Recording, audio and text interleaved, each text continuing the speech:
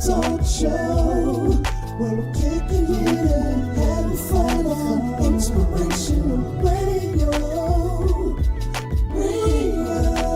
We're the talk show, kicking it and having fun. So turn your radio up.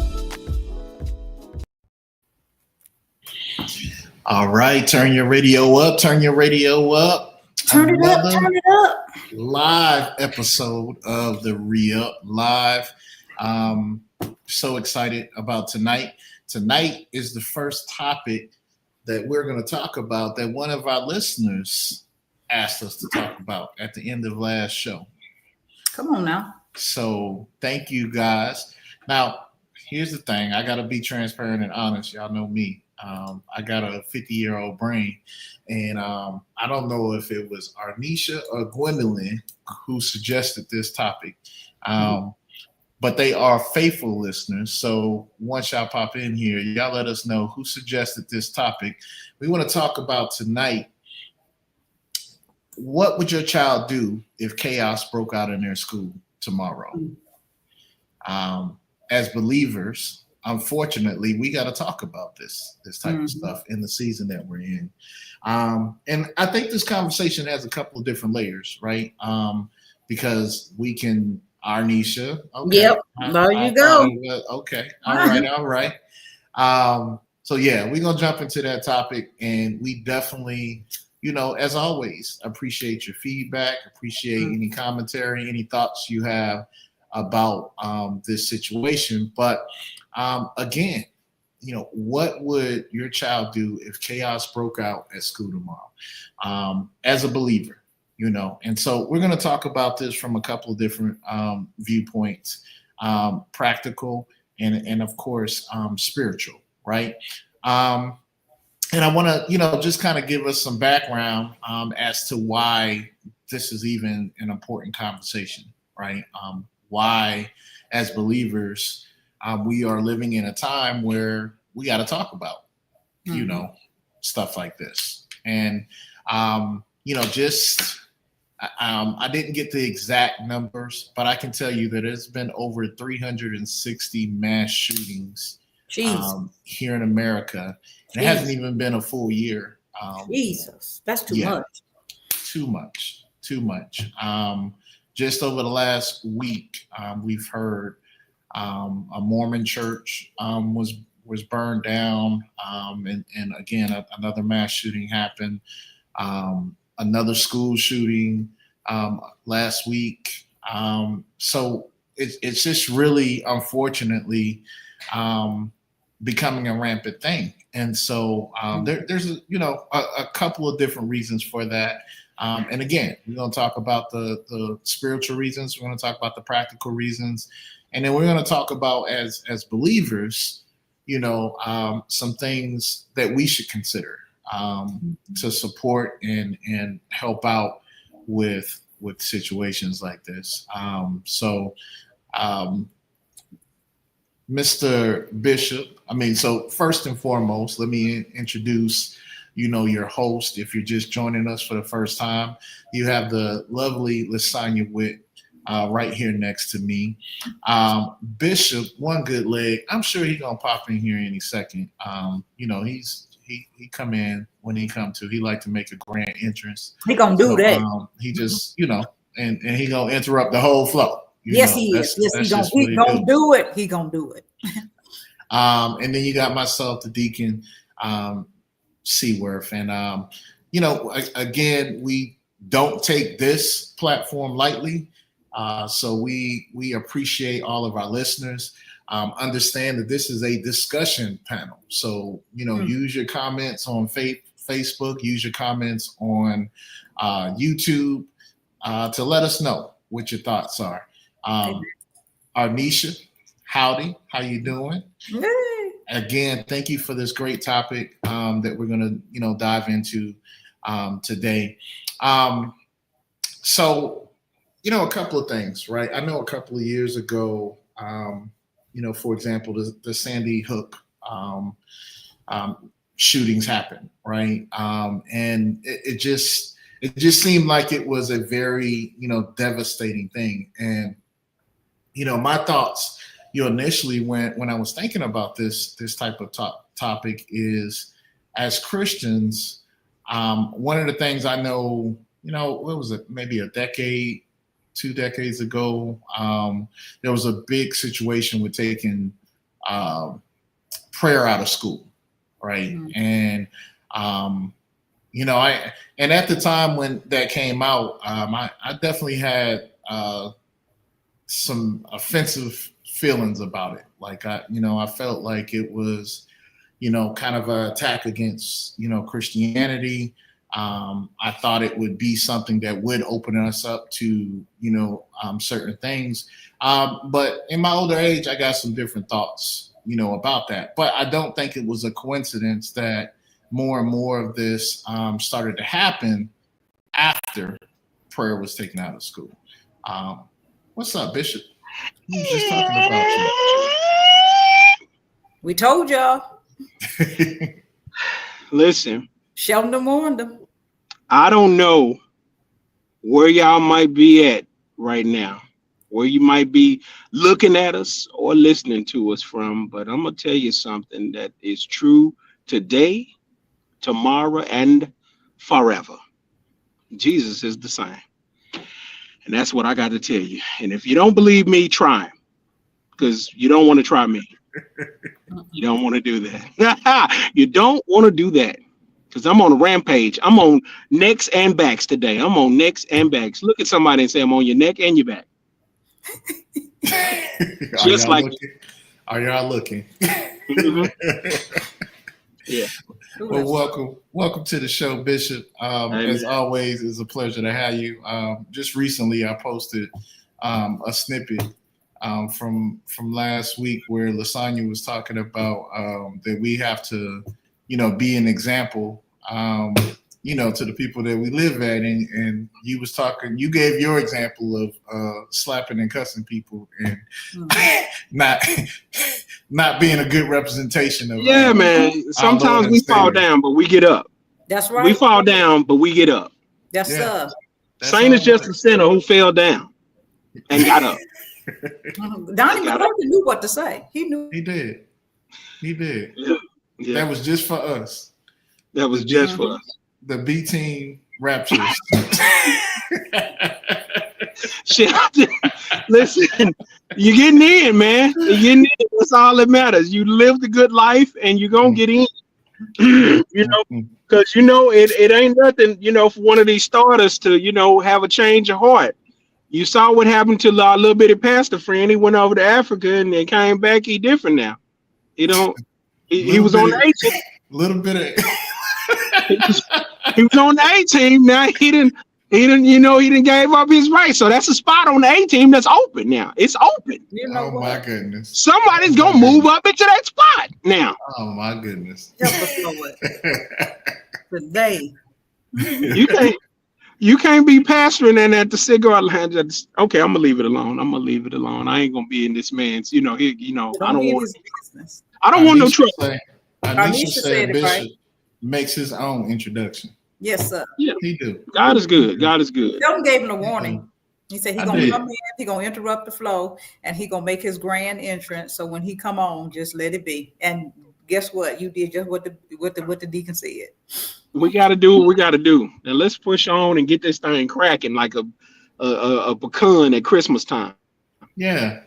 So my first question to you guys, and Bishop, just to catch you up, I don't know if you had a chance to see the notes, but the title of our show is Faith Under Fire, How Christian Families Prepare Their Kids for the Chaos in Schools. We were just talking about some of the recent examples of school shootings, mass shootings in the area, in our country. And so, unfortunately, it begs the question: how do we prepare as believers? And I want to, quantify that. How do we prepare our kids, our children, when we get ready to send them off to school? And so that's my first question: how do you prepare your kids for the unthinkable without making them live in fear? And I think that's important. want them, afraid. I remember last year when my son was going to school after the Uvalde situation, and they had the school on lockdown. They start putting up metal detectors. They had to, check their book bags. Everybody had to go through a whole process. And I remember, having to have a heart to heart with my son, just to make sure, my youngest son, just to make sure he could actually process, what was happening there. And so I'll talk a little bit more about that conversation later. But, the question that I have for you guys, the question for our audience, it's a pretty broad question, but how do we prepare our kids for the unthinkable without making them live in fear? So if you got an answer to that in the chat, jump in there. It sounds like Bishop was just about to give us something though. You about to light us up. I think you should always, bathe your house and your family in prayer. I think that should be, an expectation, like if you're not praying all the time, somebody should tap you on the shoulder. Daddy, what's going on? Why you ain't praying? What are you okay? You know what I'm saying? It should be to that level of expectation as far as that. But also, I don't think we should prep them so hard or so intensely that they are afraid. But I think we should keep them aware, because so many times I think that kids are so unaware of their surroundings. I see them all the time crossing the street and they got their phone in their hand and they looking down. They're not even looking at what's going on right in front of them, let alone sensing that something is shifting, as far as that part of it. But they need to, keep their head on a swivel, and understand that we living in perilous times, and the pull up is real. And like anytime you get caught slipping by the ops, you could definitely get dumped on, they'll up that thing and, go to spitting, and at the end of the day, you don't want to get caught in the crossfire. You feel me? They might not be up there for you. They might be up there to shoot one of your fellow students, but hey, you was looking down at the wrong time and got caught, everybody can get victimized, what I'm talking about? Everybody can catch them strays. Did Bishop just turn into somebody else or something? It happened quick too. I'm like mid-conversation. Like he just flipped the switch. I know when I grew up, my mom made all memorize scripture. It wasn't an option. Like in her house. That's what I'm talking about. That's what I'm talking about. Memorize these scriptures, and when I called you know them. And then grandkids, like my nephews, they memorize scripture. But let me tell you how it works. When my nephew, because they're very sensitive to atmospheres, because I think we all are. But even my nephews, it's like, he said, Auntie, when they got crazy, I start quoting the 23rd Psalm. And then my other nephew, I started quoting Psalm 91. And he said, I could see the words wrapping around me. Like I could see them. And so it's like, what you put in a child, train up a child the way he should go. And when he old, he won't depart. That stuff be for real. Absolutely. Us, he said, Auntie, I knew something was going to happen. So I just started saying the 23rd Psalm, Lord's my shepherd. And he said, then my other nephew, he said, I just started praying Psalm 91 in two different situations. So I think the most powerful weapon your kids got is the word. That's the most powerful thing my mom gave me. And like I said, forcing us to memorize scripture. She old school. It wasn't no options up in her house. It's like, and you got the 23rd Psalm, you got the 100th Psalm, you got this. And when I call you, you better know it. So she called on your day unaware. They give you the assignment one day, then 2 or 3 weeks later, she just pop out. Okay, get in here. Y'all know the 23rd Psalm? Each one of y'all say it. Psalm 91. It seemed rough back then, but thank God she was like that for our now. Absolutely. Yes. Thank God that old school training was rough at the time, but them words stick with you because you was forced to memorize it. You better know it when I call you too. She was the one you play with, like, get on in here now, you know your stuff. And whatever. So Sonia, earlier when we were just about to start, one of the things that I had brought up was prayer in school, right? And I think And I said, I have a different thought about that, because again, at first I was like, man, how could they take prayer out of school? First they took prayer out and then they called it kind of like a moment of silence. And then they, because they didn't want to offend, other religions and things. And then just out of, I think all together, they just took everything, out of that. But now that I'm older, I have come to the realization that, like you said, like your grandmother, like your mom, it's imperative for us as parents to teach our kids how to pray. So even though the institution of the school doesn't allow for a minute of prayer, one of the things that I've learned, especially, with my younger son, is to teach him how to pray. So we pray in the parking lot before he goes into the school.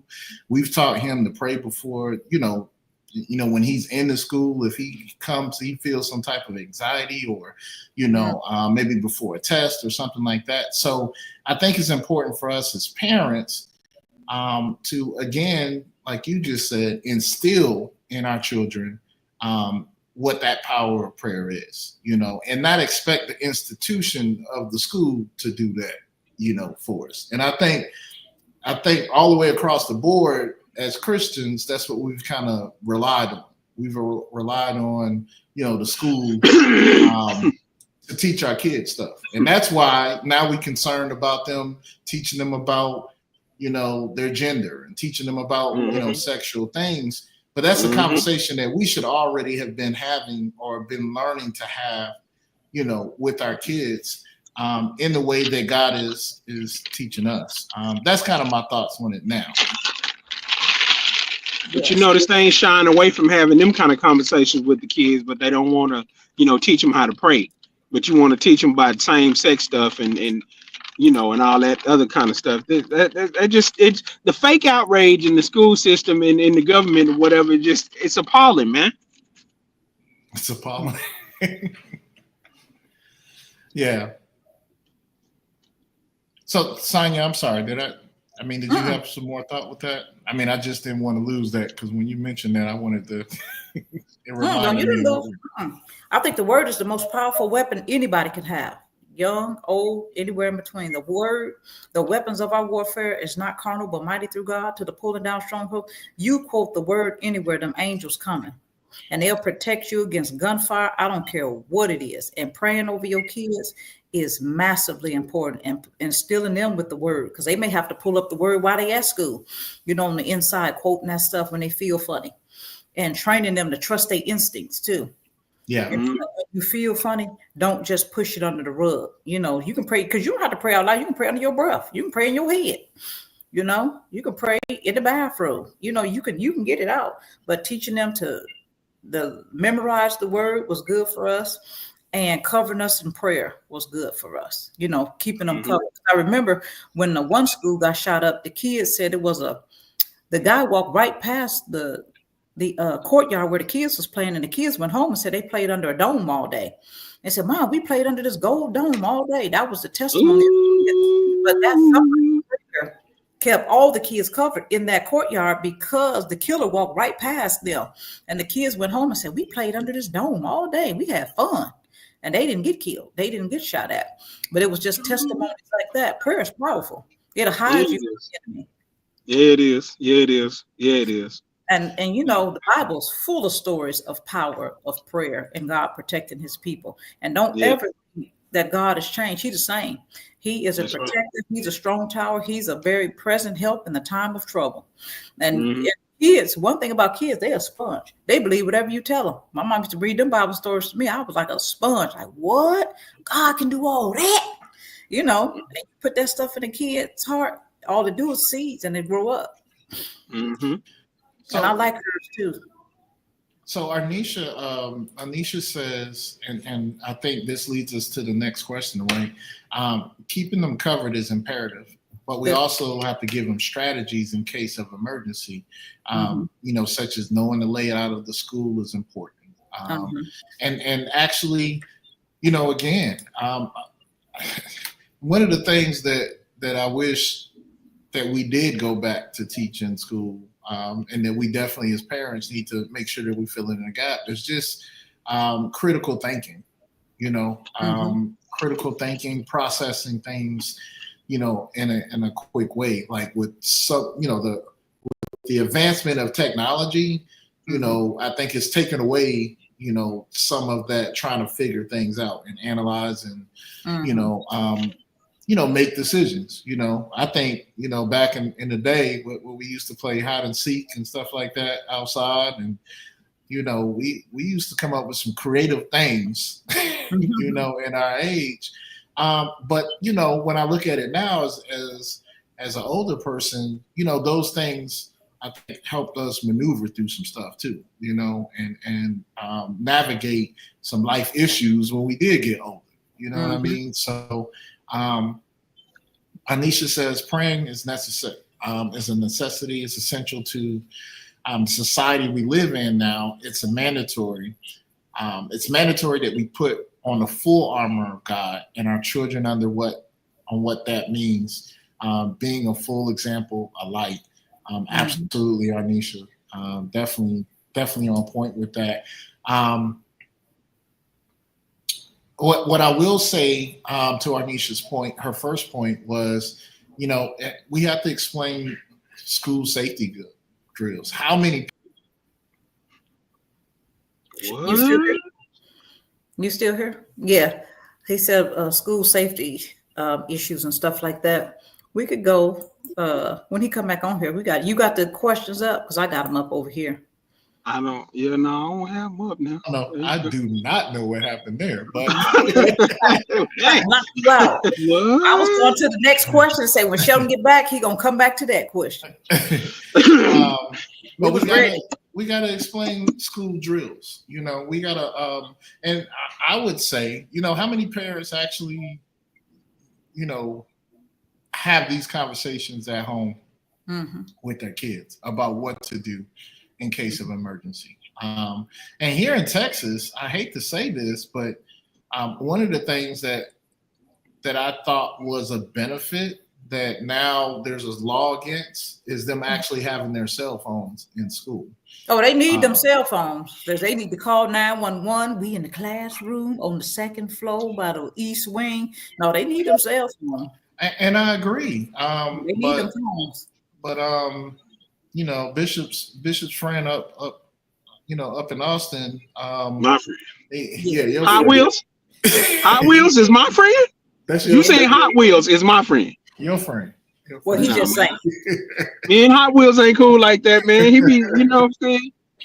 But I did appreciate for COVID though, taking the mask away. I ain't gonna lie to you, boy. When he took the mask away, he did that thing. I'm talking about everybody envy and hated Texas. I can't deal with you. But other than that, I don't fool with him. But yeah, man, them kids need them phones, but they need to have some discipline with them phones. They get them in their hand, like I said, and they be attached to their hand so much that teachers say put them up, and 2 or 3 minutes later, like not even thinking about it, they done pick the phone back up or whatever, because they used to having it in their hand. That muscle memory then kicked in, and they can't put it down. They need to have them like put up, during a certain time or what have you. You know what I'm saying? And they need to be locking these doors. So I'd rather for them just to take away to the class. I'd rather for them to just take away their phone if they're not, doing the right thing with it, than to not take away everybody's phone. So like now, when they go into the school, they have to put their phone in a plastic bag that's locked until they get out of school. I don't think. Not with all these shootings, but what I do think is every class they go and put the phone on the desk and then pick them up on the way out. So if something go down, the phones is in the room. You know what I mean? It's in the room. So they just take it. Yeah, they need to be able to have access to that effect.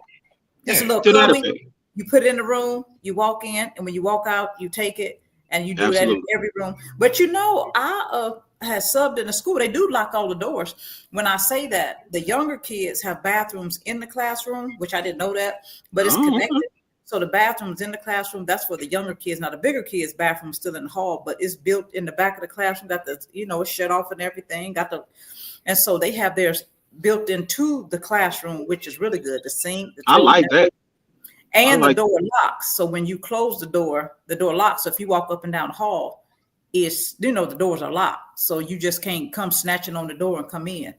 Right. Unless the principal got the keys and stuff like that. But yeah, and each teacher got their own key. And so I think that's really good. I didn't know that till I subbed for a little bit, in the school system. And I was like, oh, this is nice. Because we didn't have none of that coming up. Was you up there trying to whoop the kids? Oh no, I ain't do none of that. No, I just got myself whooped on out the door. I said, well, let me go this way. I said, let me go. This not for me. These little girls get to talking too sassy. I don't know who you talking to, little mama. No. Yeah, I look like an evangelist, but I will whoop you like I'm straight from the pit of hell. You heard me? I will whoop you. I'm not studying you. So you got that temper from way back. Now we already discussed this. Let's not try to smile and yeah. So yeah, we know. Yeah, don't play. Then she said, ain't no more Big Mama and Medea. The parents become friends instead of children first teachers. I'm trying to tell you. That's yes, rough. Lord. That is rough. That's rough. These kids need a whooping. I'm sick of them. Some of these teachers they be distracted with their phones. Yeah. We're gonna put your phone in your desk and lock that drawer. Taking selfies and stuff. Up there shooting TikToks. But I think the second, I think, practical thing that we can talk with our kids about is teach them to stay calm and then listen to their teachers. That's something that I've really enforced with my children over the years, is no matter what, even before this became such a prevalent thing, but to listen to your teacher. Now your teacher say something wrong, and let me have that conversation with your teacher. Right. But you will always respect your adults, your elders, and as long as they telling you the right thing to do, at this point. So but I think that's important, and to stay calm, to like I alluded to earlier, stay calm so you can make some of the right decisions about the situation. There was a video that I might play. I'll probably play it without the sound, but it was a video that came up after the Sandy Hook situation happened, but it was kind of walking through, some things that kids, some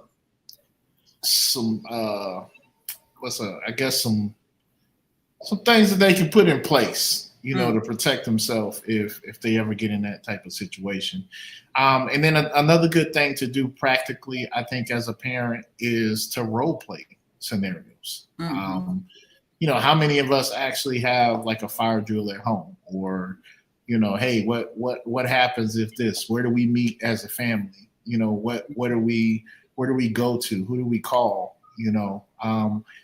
All of those things are important, I think, conversations to have.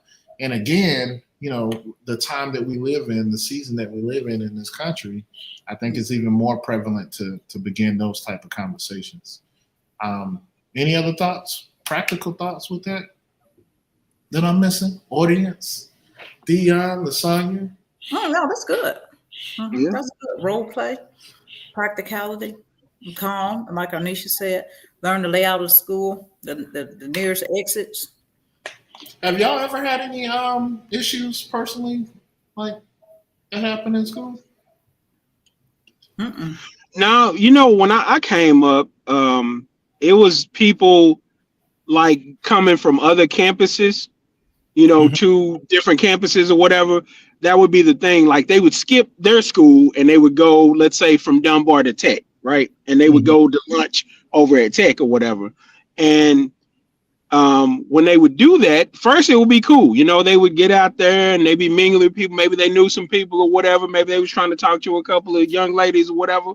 But at some point, the guys from the school would be like, bro, y'all don't go here. Y'all, what are y'all doing on this campus? And next thing you knew, it was a fight. And they was, getting ran off the campus or whatever. And that's what was going on primarily. Now, during that time frame is when people started bringing weapons to school. hammers and meat tenderizers and pistols and knives and all those kind of things, you know what I'm saying, were coming up in those type of situations. And so, you know, that's when people started, you know, getting hurt at school. You know what I'm saying? They would get cut and slashed and you know, shot eventually. So yeah, that's what was going on there. But it wasn't people snatching and trying to harm kids or nothing like that. It was just the kids themselves fighting against each other. Well, I don't know why people started going to other schools, but you know, hey, you found out that wasn't the move to make real quick. And I think growing up in our day, you know, one of the things I always, you know, as older people, I always think about how things have changed, right? And things absolutely. that our kids don't have to deal with. But, you know, the most we had to deal with when we was in school is some fights breaking out, you know. Right. You know, everybody run into a crowd or something and you know, trying to, you know, figure some things out. I'm playing, by the way, I'm playing the video in the background that I was talking about. It just kind of highlights, you know, some of the things that in Houston, I think this came from a video in Houston that, you know, the kids could use or whatever. So, you know, I think, you know, as parents, we can't lose sight of the fact that, you know, times are changed, you know, and, you know, we've talked about it a couple of times on this show. It's become a lot easier for people to get their hands on firearms and, you know, firearms that, you know, have the ability to unalive multiple people at once, you know, and then, you know, we're dealing with a situation where I think society is ignoring, you know, some of the needs, I think, of people mentally, or, you know, just not making, you know, right decisions. But that doesn't, I think as believers, we are equipped, again, to always be a light in these type of situations, right? And to be a sounding board in these type of situations, especially when it comes to our kids. So. We need these same drills in church too. Know where the nearest exit at. Know what's going on, because they shooting up these churches too. So some of these churches ain't big enough. They only got one exit, so you're really gonna get shot. You're shot. If you come in the back door and stand at the back door, it's a wrap. Like, everybody is gonna get shot. So it got to be at least 2 exits, sir. I ain't never, even the small churches, I ain't, you know, never been in one that just had. You ain't supposed to be back there. You ain't supposed to be. That's where the pastor be at. What you doing back there? You ain't supposed to be back there. We don't care who came in the front shooting. That's the pastor entrance. Let me tell y'all what this police officer, he was a police officer over like 30 years. He came to my job, and they said if anything happened, they wanted me on the task force. Like, if something happened, they had designated people. Now, I didn't volunteer for that, but you know, they told me, you know, and I was like, the job of the security team, if something ever, it was emergency task squad is what they call it. And what we do is we make sure everybody's safe. We last ones out. That was a dilemma. And I was like, oh, okay. But anyway, police officer came in. He said, let me tell y'all something. This don't make no sense. And I know some of y'all are not going to agree with me. He said, but let me tell you something. I've been a police officer over 30 years. He said, you have more power than the shooter. They are afraid. They're scared. That's not your nature to be a shooter. They scared to death. You have more power. He said, whenever you see a shooter, I don't care if it's at school, church, home, restaurant, all you have to do, the first thing you do is make up your mind. I'm not getting shot. I'm not going to get killed today. He said, I'm serious. Soon as you see them, and he said, if you make up your mind, you're not dying that day, you will not. And he said, I can prove it because over 30 years, because I'm a police officer, we are connected to other police stations and other police people all over the country. And these stories don't make the news. He said, let me tell you, he said, there are stories of women 100 pounds picking up cars and getting their babies out. It's not an anomaly. It happens all the time. You have a flight or fight instinct on the inside of you, and it comes from God. It's flight or flight. He said, you have more power than when all you have to do, you make up your mind. He said, either get a picture in mind or an event or a person that you want to see at the end of the day. And he said, I've been in places where people have shot up everything, and it'd be some little person under a desk or somewhere and didn't get nothing happen to him. He said, but it starts in your mind. Make up your mind. You're not dying today. He said, I promise you won't die that day. Now, I know as a police officer, I'm supposed to show you all these tricks and show you all this stuff. He said, we're going to get to that, but I'm going to tell you how you stay alive. That's the first thing you have to tell yourself. I'm not dying today. And he said, you won't. He said, you won't. You have to decree it as soon as you see him. I'm not dying today. Maybe another day. It's not going to be today. And he said, you say that. And he says, because as a police officer, we hear about shootings all the time in different places. And when people make up their mind, they have amazing stories. He said, they just don't make the news. He said, they don't make the news. He said, but we call each other and tell each other about them. He said, you would be amazed at how many miracles happen when people have been involved in mass shootings and they did not get killed, even if someone got slightly wounded or whatever, and they didn't die. And it looked like everybody should have been gone. He said, you have to make up your mind. You're not dying today, and you won't. I thought that was phenomenal of him as a police officer. He said, I know this is not what your company paid for. And I know as a company, this is not what you expect from a police officer being 30 years. He said, but I'm telling you, you are more powerful than the shooter. They scared to death because you have a fight or flight to protect yourself. And he said, and when they come in with the doors and stuff, he said, you can be behind the door. And when they break in, he said, you can rush them. You know, they come in and stuff. Mm-hmm. And I can tell you, you had brought up, you know, before Dion started talking about the small churches, but you know, I'm a deacon at my church, and we've actually had security conversations when the shooter happened in Houston at Joel Osteen's church. Right. So there is a plan, you know, for different things, and you know, one of the things that's going to happen there is you're going to have some people that's going to, you know, that are designed that are going to run away from the situation, and then you're gonna have some that's gonna, you know, try to approach the situation, you know, and you know, either way, there needs to be some wisdom involved on both parts, you know, on how that happens, right, and what happens with that. But to your point, the same thing was said to us in our training, you know, for that was, you know, again, the shooter is coming in with a mindset that they are, you know, in charge of something. And so when they are in control of something, especially behind, you know, having a weapon or something, but when anything challenges is that, or, you know, changes that narrative for them, then you see a different, you know, a different outcome with that. So, but for our kids, you know, we need them to be, you know, wise, unless they, you know, some 200-pound like athletes or something. But yeah, I think there's a lot of practical things. I think the main thing that I would say for parents and people who, you know, do have kids is have the conversation, you know, and don't ignore it.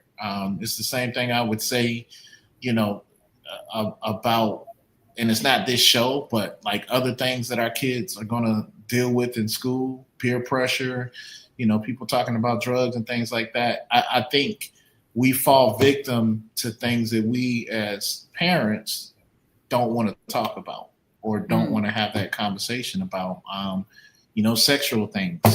We open our kids up to that. And when we don't, you know, leave room for that conversation to happen, there's, you know, if there's gray area with that, then, you know, we're letting the teachers, we letting their friends and everyone else have influence over what that conversation looks like. And so in the case of this and being ready, you know, I think the onus is on us to really start having those conversations with, you know, the people that we are covering.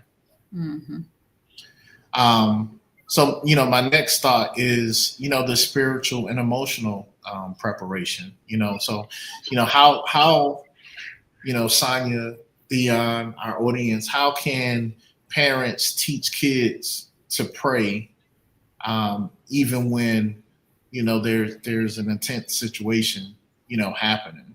You know, how do we relay that information or that type of behavior? Have, you know, basically have their first thought maybe to go into, you know, prayer mode or. Your kids are going to be a reflection of you in that regard, because you know Bishop, where that come from, Bishop? if you stay, calm in tense situations, they're going to learn that calm. They're going to kind of inherit that type of behavior. They're going to see that and they're going to be like, my dad or my mom always kind of stay cool when this type of stuff happens or whatever. So all we have to do is, X, Y, Z, and they'll kind of be the leaders in those situations because they've been taught, kind of by action rather than necessarily by word. If you can come, they can feel that. They can feel when you have anxiety, or if you're always yelling and flying off the handle, then that's how they're going to react when stuff, gets, intense or whatever. But if they understand that, hey, if you stay calm and keep your head, in addition to deciding not to die today, that's how you'll live through a situation, But if you jump up and just start running because, and screaming, you probably going to get picked off because you're going to draw attention to yourself because you're screaming and you're running. You're an easy pick off. Boom. You're dead. You're shot. You get down in the corner, I'm not going to die. I'm going to hide. I'm going to, move when he move. All those kind of things. You're plotting, you're planning, you're calm, you're collected, because you've learned that from your people. And that's how you, make it through. That's Kudos. some wisdom there. That's definitely some wisdom there. I don't think we realize how much our kids watch us and end up mimicking or gaining our behaviors. Now that I'm older, I look back and I see how much of my mom and my dad is in me, like how I think about things, how I react to certain situations. And so, and I look at my sons, how they all have a certain part, of our personality, which, I mean, again, we talk about a lot on this show, but people are watching, especially the kids and the family members that live with you. They watching you. They doing more than watching you. They picking up on, how you handle and how you deal with stress. Anisha said, "Watch out, Bishop." Watch yourself, son. I'm with you, Anisha. Like that came off the top. He ain't even playing tonight. No. When I was talking about dumping on the ops earlier, you was kind of concerned. You was like, let's go ahead and call it a night. You know what I'm saying? He was getting ready to. He was getting ready to. I was like, oh, where we going? Where is the FCC when you need them? So, my next question, I think, follow up to that, scriptures, what are some scriptures of courage and peace? I know, Lasagna, you were calling out some scriptures earlier today that y'all had to memorize. Oh, yes. Yeah. What are some scriptures and that you guys kind of come to mind when it comes to stuff like that? And throughout the show, I've been putting up some that I thought of, but. Yep, I remember Psalm 23. That was our number one song we had to memorize. We had to memorize that one. And then 100 Psalm. I would look to the hills, which come in my help. My help come from the Lord. It's like, the weapons of our warfare, not carnal, but mighty through God. It's like, yep, when you call for God and he's an ever-present help in the time of trouble, like it's all kind of scriptures of protection. You call for God, he gonna come. And if you train your kids that they be praying all the time, that's when you know prayer, that's all you're going to do when situations come up. If you make them pray at home, say, come on in here, what you got to pray about? And if they used to praying, when a situation come up, that's what they do. That's what they do. If you pray, that's all you know what to do. It's like, okay, that's what mom and dad, we pray. We that's what we know. So we pray. Have your kids pray. Lead prayer sometimes, Yeah. And it's interesting. Yeah, and it's interesting, when you hear your kids pray, you hear some things that's on their heart and on their mind. That's right. So not only do they get to practice, but you actually get to hear a little bit about what they care about. No matter what age they at. They might be caring about their little Power Ranger toys or whatever. We got to pray just to make it today. If you ever get in real trouble, you get your little kid that can pray. Man, I'm telling you, they have the pure spirits. God will come see about you like lightning. Like my nephew, when he was little, the neighbor, he was born with a life-threatening disease, and we used to always tell him he's a mighty man of valor. So he didn't know we were listening. He said, "Man, let me pray for you, because my mom told me I'm a mighty man of valor." So he prayed on the little boy. Said, "What was that?" He said, "That's my prayer." He said, "Do that again." So he prayed. Now these two little boys, and he was a sickle cell, and he had leukemia and stuff. He said, "Man, I felt something." He said, "My mama said I'm a mighty man of valor." The kids, they believe you. You tell them, they believe that stuff. And they're like, "Yeah, I'm a mighty man of valor." So little boy said, "Pray that again. I felt something. I didn't know you could do that." And so we just listening around the corner, like, yeah, you put that stuff in, or what you put in, I'm gonna come out of. Yeah, So it's like sure is. It wasn't that we told him to pray for the boy. He was sick. He's like, "You sick? Let me pray." It's just automatic response. Like, "Well, you sick? Let me pray." What you got going? So training. Anisha said Philippians 4:6-7. Let me pull that up. I got a couple more that and she has Colossians 3:15. Son, you want to pull up Colossians 3:15? Okay, I'll pull it. You want to pull it up? And while I'm pulling up these scriptures, I wanted to, like I said earlier, last year, after the Uvalde shootings happened, my son's high school got a threat. As Bishop was pointing out, somebody that was a little upset with another student in school had threatened to come up there and, what word you use, Bishop? Pull up and up that thing and start dumping on them boys. You know what I'm saying? On the ops.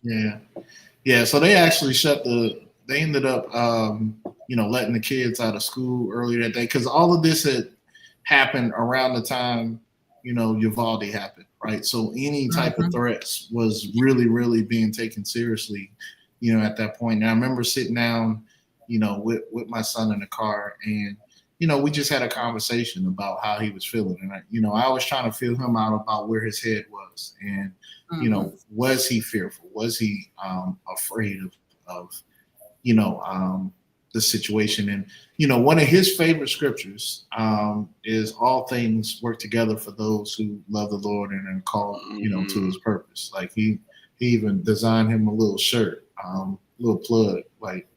All right now. I don't know if he got it up online, but I'll find it. But a little shirt that just reminds you of that.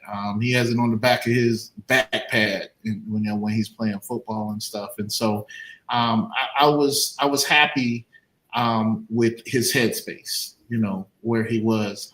He didn't seem fearful. He didn't, was like, I didn't want to. We did pick him up early from school. I think he just really wanted to come home. He didn't want to be locked in the classroom with all the other kids and stuff. But Shelton, your son is one of them YNs, and whoa, they don't really be feeling a lot of fear. The fear ain't even like in them. They be walking with them hoods on, with the hoods up in the summertime. Fear, they don't know fear. How you gonna get scared when you got on a whole hoodie and you got the hood up in the summertime? You got the drawstring pulled in the summertime. What you gonna fear? Who you gonna fear? You got on pants, you got on boots, you got on a whole sweatshirt, and what you gonna fear? What you gonna fear? I think you need to talk to my son, man. And Jordan talks about YNs. He does not consider himself a YN by any stretch of the means. Yeah. So listen. He would never describe himself as that. Like he considers himself YN adjacent. I mean, he's adjacent to the YN on that level, but not calling himself that. He but he don't really have a spirit of fear. Let's say that. I know it. I know it. It comes from being a YN or not being one, but Yeah. Um, Yeah. but yeah, Lasagna, what were you about to say? I'm sorry. Oh, no, I got my scripture up, and I didn't know if you had yours up. No, that's all. I had my Okay. Colossians 3:15. Okay, you can read And Colossians. I do got Philippians up. since she said the NIV version, that's the version that I pulled up. Okay, me too. Let the Colossians 3:15 NIV, let the peace of Christ rule in your hearts, since as members of one body you were called to peace, and be thankful. I like it. I like that. I like that. Philippians 4:6-7 says, "Do not be anxious about anything, but in every situation, by prayer and petition with thanksgiving, present your requests to God, and the peace of God, which transcends all understanding, will guard your hearts and your minds in Christ Jesus." Yes. Two really good scriptures about keeping your head, keeping peace, and really, knowing where your trust is. Like, I think you can have confidence, you can have you have less fear when you know whose you are, and who is your covering and who is your protection always. And that's a form of belief. When you Lasagna, when you refer to what the police officer told you, again, by your mind, who is your mind focused on? Do you know, and especially as believers, do our kids really know who has them, who has them covered? I know I know we as parents, we want them to think it's us. And in part it is. I will go to battle for my kids, but God can handle and do things and has a much larger reach than we do. So the sooner that we can help them understand that, understand who God is to them, the better, because unfortunately we can't be with them right there in class next to them. That's right. Yeah. And just to piggyback off what I said earlier, as far as keeping a calm demeanor, that even helps in your relationship because, obviously when things get heated in terms of a discussion, right? The more heated you are and the more you spew out, the filth and the foolishness, the more you have to apologize for. If you keep yourself calm during that interaction or whatever, you ain't gonna really have nothing to apologize for. Maybe for, gaslighting or hyping the situation up or whatever the case may be, but you're not going to say something that you really don't mean if you're calm and collected, because you get the chance to think about what you're saying before you say it. And once some things are said, ain't no taking it back. Once you let it out, that's it. Like whether you meant it or didn't mean it, you let it out and it's out there now. And where's my suitcase? Where's my suitcase at? I'm you're gonna need it. You're gonna need it.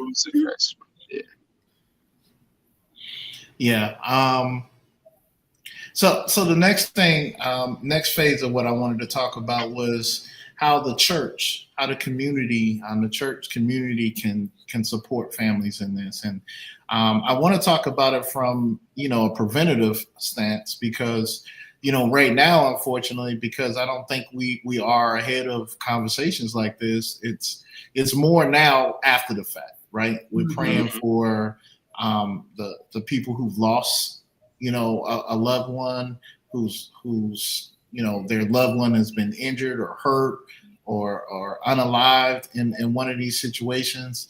It's real easy. We got that part down to where we're praying for the people after the fact.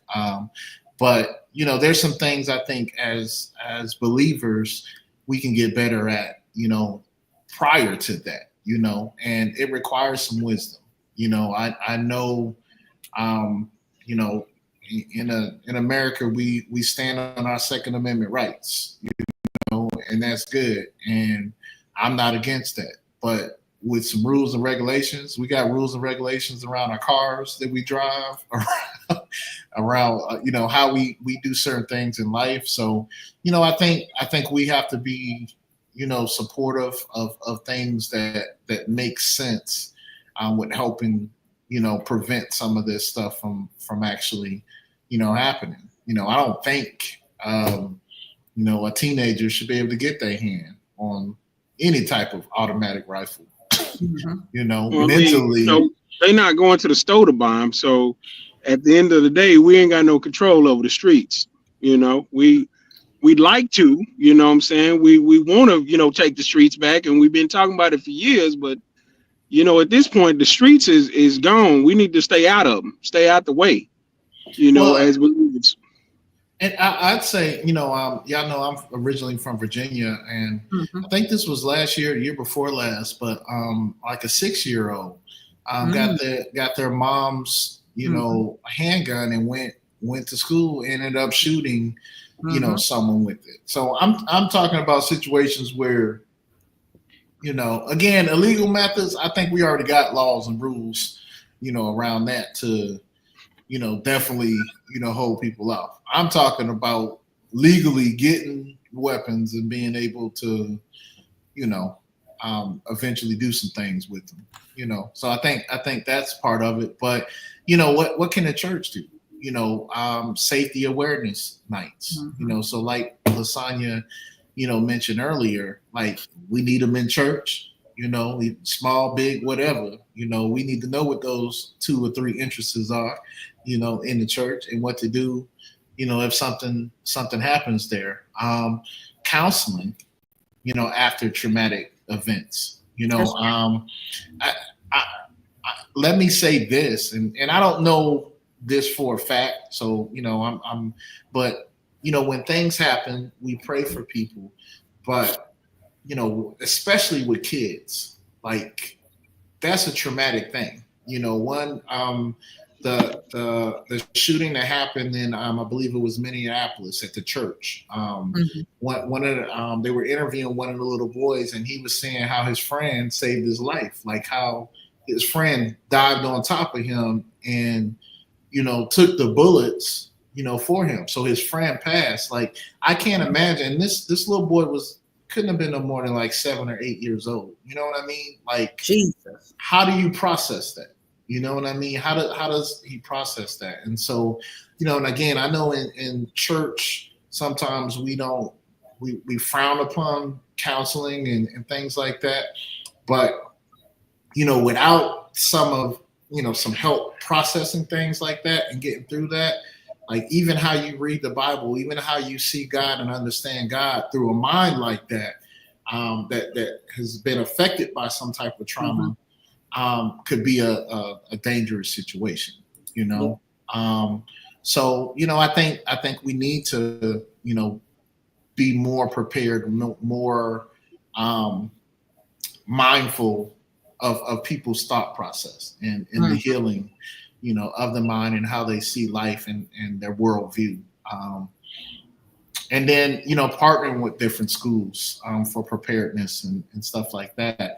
And then encouraging Christian leaders to just, I think that we have a voice for, again, a lot of, I'd say, political things. This isn't, this shouldn't be a political conversation. Like, whether you're on the left or the right, this should be a serious thing, for you to consider. And so, I just think, last week we talked a lot about unifying in the United Church. This is something that I don't understand how we could ever be divided on, how anybody could ever, make an excuse for or not want to see a change happen to at least prevent, stuff like this from happening. So, it's a matter of the fruit and the root. The people want the same thing, but they both coming at it from a different way. And you can't convince a person who's all about the fruit that it's about the root. And you can't convince a person that is about the root that it's about the fruit. They both see it as far as this is the main thing. And they say this is the main thing. And at the end of the day, the overall happening is the main thing. It's not necessarily it's the tree that's the main thing, not the fruit or the root. It's the tree, because the tree gives it all life. As far as that, it comes up from the root and it spreads through the tree and ends up on the fruit. As far as that, but it all benefits from the tree spreading it all around. And that's how it is with a problem. It's like they don't see that, they're coming at two sides of the actual problem, but they want the same result for the problem to get solved. But you can't solve it coming at it from two different things, because you'll never, come to that middle ground, because you want it done this way and you want it done that way, and nobody is winning. Yeah. And we can't come together on it. I get it. I understand that. So, the last thing, and we're about to wrap up because we're right at the hour, is, I just wanted to have an honest discussion regarding, trusting God doesn't mean ignoring wisdom. Come on. And that's what I mean. Again, there's certain things that practically we can do, that God gave us the wisdom, the understanding to do, and to ignore it is really like a slap in the face. Like, I feel like my intelligence, my ability to retain things or know things, or the position God's put me in life to gain the wisdom that I have, is for a purpose, and if we don't take advantage of that, I think that's just really an injustice, and I think that's a slight against the God that made us. He talks a lot in Proverbs. The whole book of Proverbs to me is about wisdom. It's about making right decisions. When you think about Solomon, he prayed for wisdom, to make decisions. And so, we have to, I think, as parents,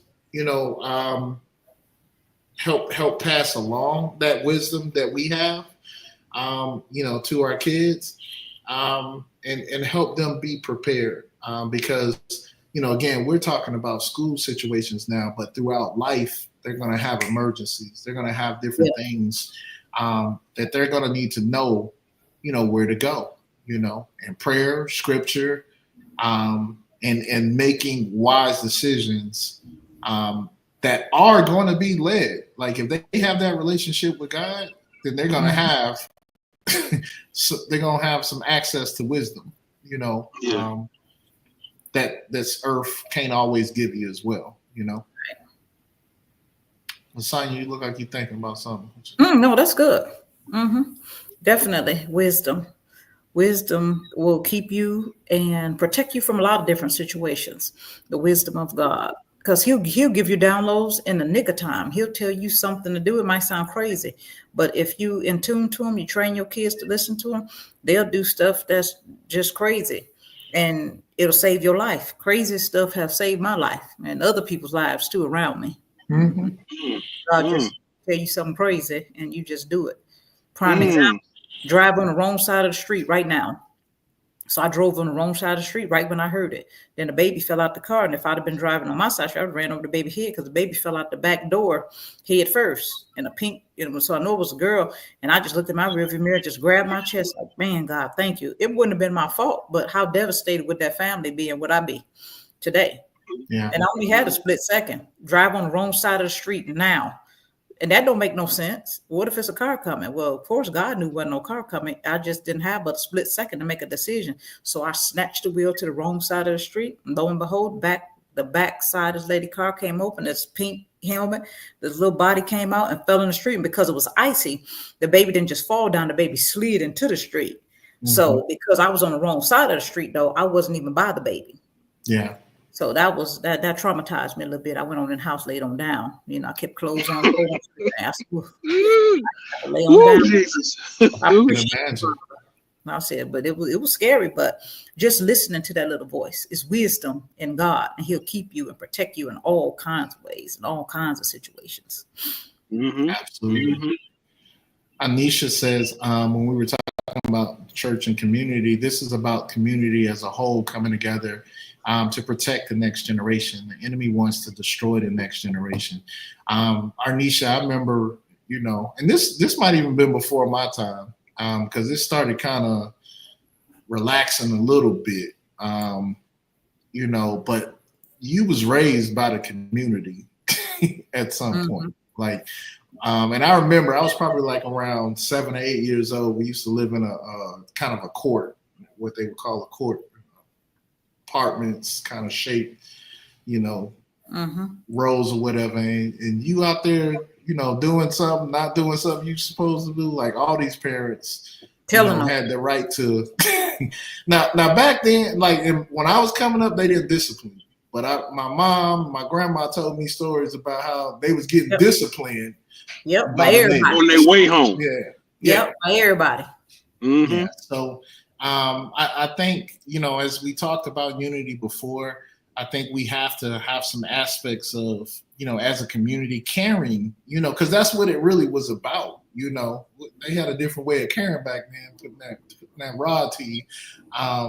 But, we have to care about the neighbor. We got to care about the next person. And, and the way society has developed, with social media, with different things that allow you to kind of isolate yourself in so many different ways. I think we lost, some of that community, caring about one another. Like, I just don't understand how, we can look at a mass shooting happen and then the next day just go on with life like that didn't happen. You know what I mean? Even if it didn't happen in your area or didn't happen in your state, I'm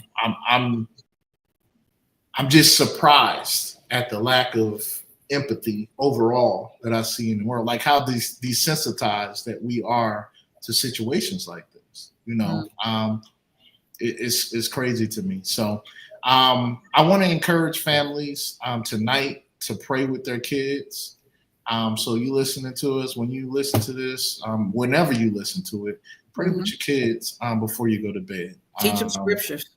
Teach them some scriptures. Yes. Make them memorize them. Go back to that real old school. Oh yeah. Walk them through different scenarios. Help them, with the critical, thinking part of situations.